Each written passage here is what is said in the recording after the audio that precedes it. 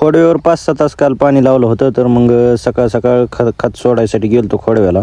तर मग सकाळ सकाळ जाऊन खत सोडून घेतलं. खत सोडून घेतल्यावर आपल्याला जो 2 नंबरचा प्लॉट होता त्याच्यावर पण आपण आज पाणी लावणार होतो, त्याला पण खत सोडायचं होतं.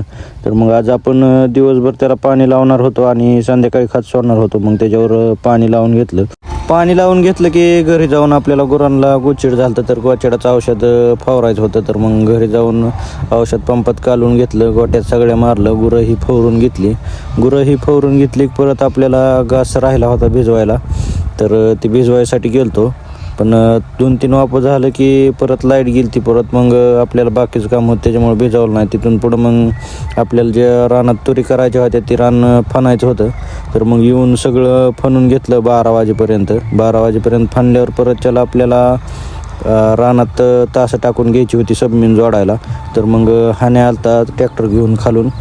तिथून मग सबमिनला सगळी तासं टाकून घेतलं की परत आपल्याला मग सगळ्या सबमिन जोडून घ्यायच्या होत्या. तर सबमिन जोडायला कडकोपरं सगळं खांदून घेतलं.